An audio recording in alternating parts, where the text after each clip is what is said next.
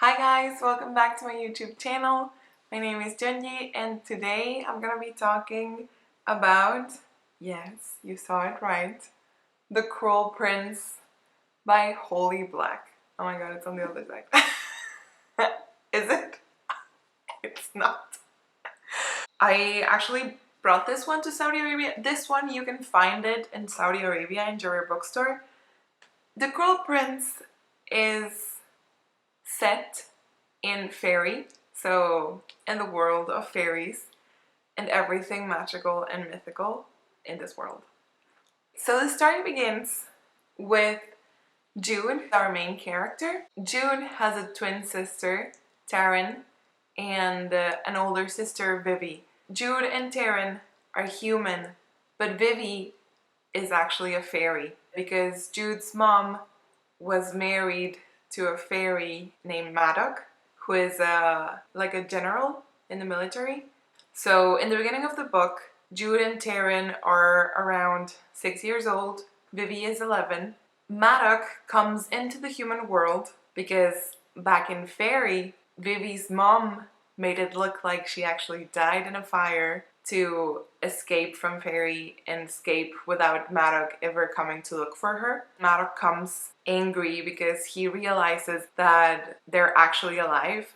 So Maddox comes into the human world and kills Jude's parents and then takes them all together to fairy. And then fast forward 10 years or something like that, Vivi, Jude, and Taryn still live in fairy. Jude, even though she has sort of like a love-hate relationship with fairy, she has this desire of staying in fairy, and Maddox, since he's a general from the military, he trained her in Taryn, so she knows how to fight, she's really good, and that's what she wants to do. Her goal is to become a knight, like independently of where she goes, because she wants to stand on her own 2 feet, and she wants to actually earn her place in fairy, because humans are seen as inferior or like lower beings.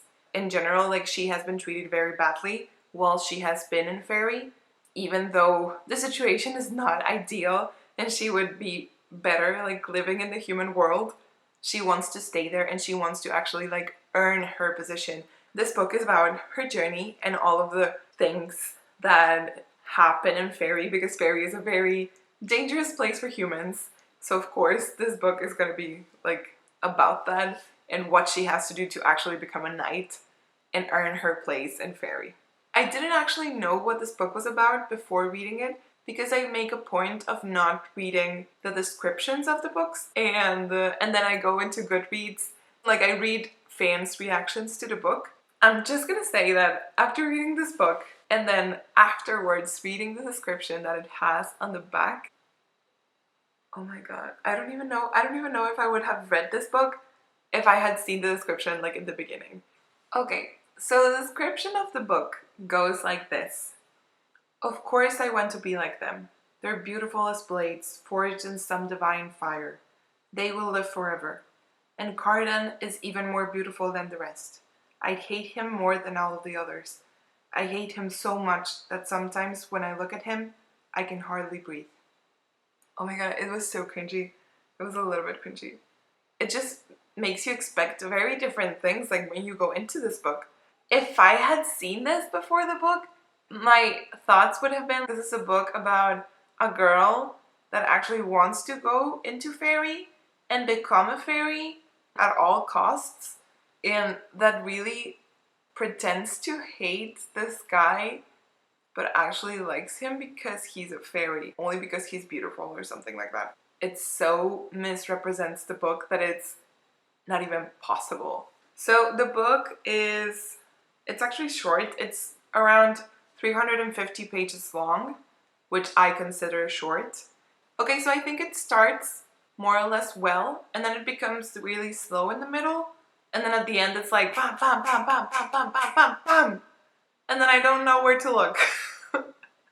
Which is normally how it goes. Like a lot of books are like that in the end there are so many things going on that you're just like, wait a minute, I need to read this again. Be prepared for that. It is something that you're gonna be a little challenged with, I think, when it gets a little slowish. in the middle. But if you pull through it, I really loved it. Like I really, really, really like this book. Like it just left me wanting more. But I would definitely say that even if I hadn't had the second book already at hand, I would have gone and hunted that book down. I need more. For the discussion and spoiler section, if you haven't read, please go and read it. Please go and get this book. I'm gonna start first with some things that I didn't like. In the middle of the book, after the tournament, and then a couple of days before the coronation, there was like a gap of several months. It all was summarized like in less than one chapter, and you couldn't actually feel the time passing. It was just mentioned like, oh yeah, like in a couple of months passed. Like that's actually what the book says. What? Because of course I paid attention, of course I was reading it, so I had to go back and reread it. But I had a friend who was actually reading the book in Audible. And when we were discussing this book, she was like, well, Jude's relationship with Locke was super insignificant. It didn't surmount to anything. Dude, they were supposed to be going out for months.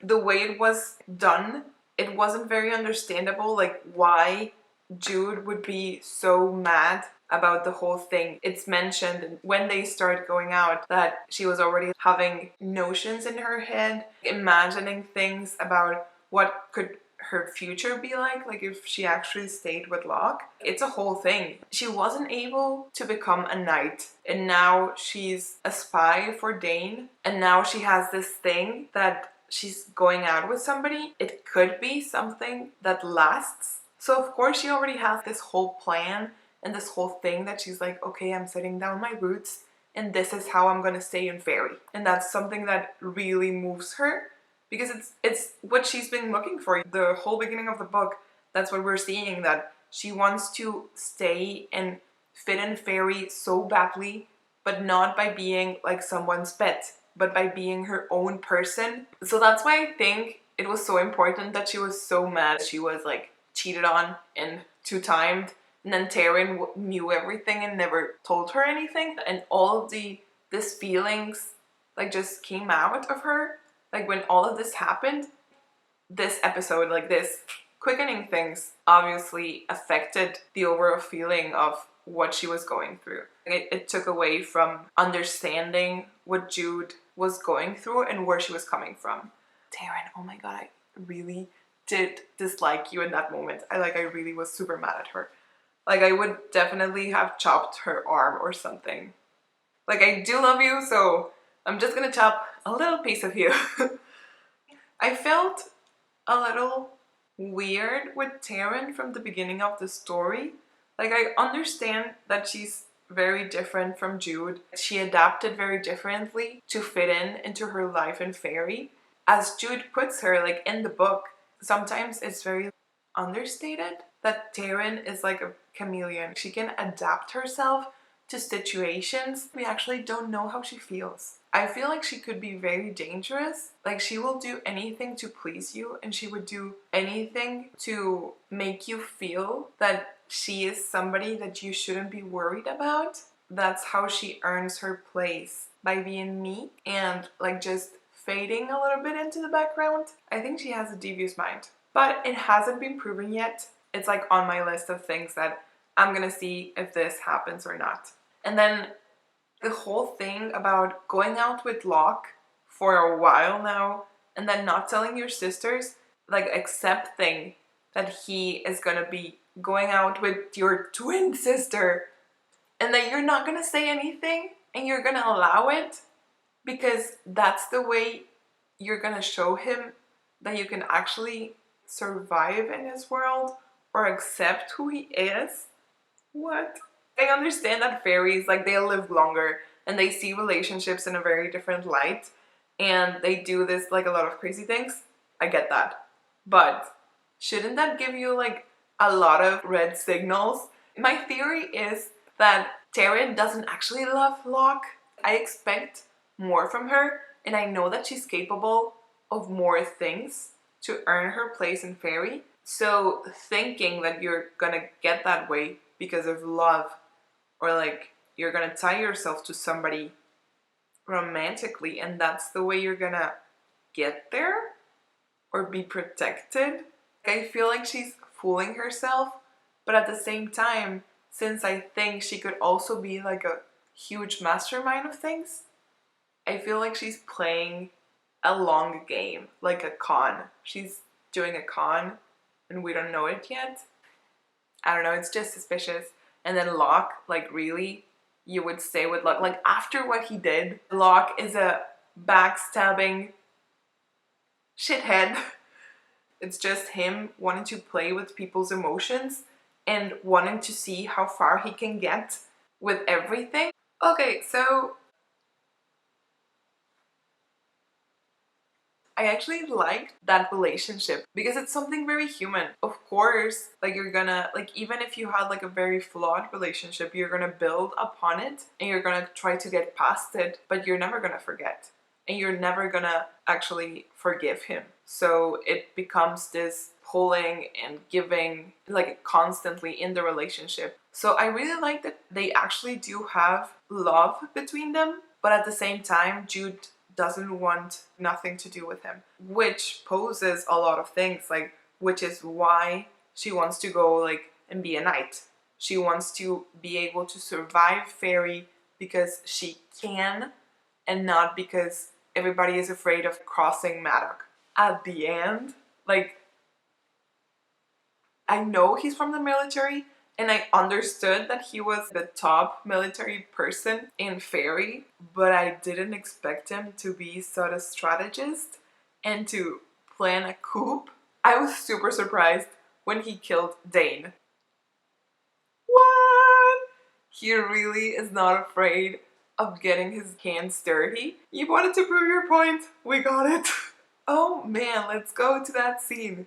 Balakin, why did you do that? Why was that necessary?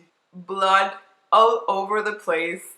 Nobody comes out unscattered. Killing all of your siblings? Obviously, it's not gonna be a good idea. I felt like it was really fitting that actually like almost everybody died except for Balakin and Cardan, because then it comes to this problem, right? Because when the king put Cardan out of the palace, like Balakin was the only one who took him in and he raised him. Of his siblings is the only one that actually tried to help him. But at the same time, like Balakin was super nasty towards Cardan. So there's a lot of resentment there. So I think it's super fitting that at the end they were the only two brothers left standing, because what's more interesting than that? I didn't see it coming, like, about Oak. In the beginning, I didn't understand how the magic of the crown worked.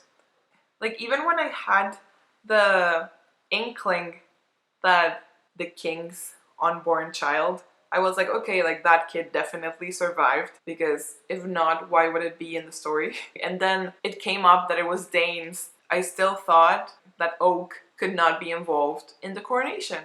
And then when it came down, oh my god, I was so stupid. Why didn't I think about this before?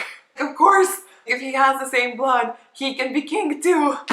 I was surprised and amazed, and I really liked that part of Jude that was like the strategist, and she was thinking about everything, and she was actually taking into considerations like all the things she could do to, at the end of the journey, have Oak in the throne, because she's running the long con, which is the hardest one, because you need to prepare for everything and you actually need to keep the con as long as possible.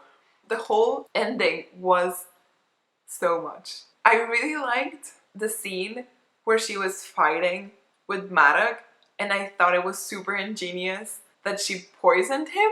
Like, I knew it would come in handy. Of course it had to come in handy somehow, that she was preparing her body to survive the poison, but I didn't expect her to poison Maddock. I knew things were shaky, but I didn't see her doing that. I underestimated her. Maddock underestimated her. We all underestimated her, really. That was really good. I found it super funny that they would mistake Taryn and Jude And then when the ghost dropped the crown and then he gave it to Taryn, like, how can you not tell them apart? They even came in different dresses. How can you not see that? Really. Of course, I knew that Taryn was gonna give the crown like to Jude and not to Balakin. She did hesitate a little. I really liked that Vivi was in on what was gonna happen. And I also liked that she didn't tell Taryn because she is still mad. Of course, she didn't get over what Taryn did to her. Friction. I like friction. When Jude made Cardan like promise her 1 year of his obedience, like of course she was gonna take advantage of that. I should have expected it that she would put Cardan in the throne for the time being until Oak can come of age and come back to Fairy and take the throne for himself. That was really well done. I stand for Jude. I stand for her scheming. I stand for all of her strategies. May everything work as it should, which I'm pretty sure it won't. Okay, so finally we come to Cardan. This is a hard one. The book is called The Cruel Prince, and then you see that she interacts with the prince. He is gonna torment her, and something is gonna happen related to that, but I didn't actually see him as a love interest because during the whole book it just doesn't happen and it doesn't go in that direction until the very end, sort of. There are some comments made and whatever, but it's not the main plot, which is something I liked. I like Cardan and I like his character. We were told a lot that Cardan was very cruel, but he wasn't actually. I do believe that he was mean in a lot of times in the book, but I didn't feel like he was a cruel character. I was expecting something else from a cruel prince, and I didn't get that. Even though it wasn't up to what I expected, I did like his character. I think in general, I didn't like the interaction that this whole group had, like Log, Valerian, Nicasia, and Cardan. I didn't believe in that group of friends because they felt more important by their separate entities than by the group together. I don't know, like I wasn't convinced about that group. When Jude killed Valerian, wow. Wow, wow, wow. I think I even screamed. Like during that scene, I was like, oh my god, oh my god, oh my god, ah! Like what's going on? I knew that of course she was gonna be able to do it because if push come to shove, then if she's being instigated that much and he comes into her house, like into her room with the intent of killing her, then of course she's gonna retaliate and she's gonna fight back and somebody's gonna end up dead eventually. How cold-blooded or like practical the fact that she had Valerian's body under her bed and then she went out with the ghost to like an assignment and then she came back and dug up a grave and put him there and then was super nonchalant about Valerian, who? I don't know anything about him. I don't know. I was genuinely surprised and scared. Who is this person? Who are you? And what have you done with Jude? I think it was a new facet to her and it got me a little bit scared. Or at least a little bit apprehensive. Okay, she can do this. If she can do this, she can do anything and we should all be scared for the future of what she can actually accomplish. And then talking about Ghost leads me directly to talking about the Court of Shadows. I really liked the interaction that they had. I felt like they accepted her very quickly, but then again, the majority of her participation on the Court of Shadows happened during this very long period of time that happened very fast in the book for us. That's also why, I don't know, like I felt like I would have loved to see more scenes and see more content about the Court of Shadows in general. I really liked the characters that are inside and I really like everything that they were doing. I would have loved to be more involved in her life as a spy and what Dane was actually planning and everything that was going on there. There were a lot of details that could have been more exploited for me, like for my benefit and for my enjoyment. The Court of Shadows was amazing, and I really, really hope that it stays like that, because it was just I really liked it. And then that scene, like going back to Carden, like that scene when Jude has him tied up in Dane's office in the Court of Shadows, and then they're talking, like earnestly talking with each other. Oh my god. Oh, somebody give me a tall glass of water. That scene was so good. And then when they kissed, oh my god, please get me out of here. Even though they kissed, it wasn't like a switch, like, oh, from this point onwards we're gonna be like feeling more things for each other and being or trying to be a couple even though we're fighting it. I felt like it's not the turn that this relationship, this weird relationship that they have, is gonna like go towards. But I did like it. Like, I was enjoying myself. This could be very interesting from the beginning of the book. Okay, she's obviously gonna end up with Carden. I don't know how it's gonna happen, but it's gonna happen. So I don't like that predictability, but I'm all down for reading more about them. But that scene, like, I think that whole period in general, when Carden was like tied up in the Court of Shadows, I really liked the position he was in. Like, I feel like it was exposing his true colors for the first time in the whole book. We were seeing who he actually was, and like not just the mask he put to be this cruel prince to the outside world. I really like that person. Like, it's what Holly Black wants, you know, like that we like Carden as he is when he's tied up, because that's who he is and not this other persona. What I really enjoy about this book is that they don't push, like, okay, they do push it a little bit, the relationship between Carden and Jude, but it's not like in your face pushed. Okay, there is a lot of bad feelings and bad blood between them, but the story itself, it's not about their relationship. As with a lot of books that are like only about what they two together are going through, this story is so much more. I do really like that. I do enjoy when the love interest is not always there and that things aren't like they're not together. It's very important for me as a reader that it's not like this perfect and staged thing. The feelings about hatred and the feelings about all the things that have passed between them are still there, and all of the animosity about like her being a human and then Carden being nasty because he's Carden, and Jude not giving an inch, them remaining who they are, and that's why they're not allowing themselves to go with this relationship. That makes me love this story even more, you know, because it's like a hard-earned love. Thank you guys for watching this video. If you enjoyed it, please give it a thumbs up. And please let me know in the comments what you thought about this book, if you continue to read it, if you liked everything that happened, and if you were as shocked as I was when everything was unleashed. Hell and everything else and the chaos and the kraken at the end of this book, because I was just so shocked. But that could also be me being naive and thinking that everything is gonna be fine. Don't forget to subscribe if you like my channel. I send you all the love that I can from Saudi Arabia to your houses and your monitors. Bye guys!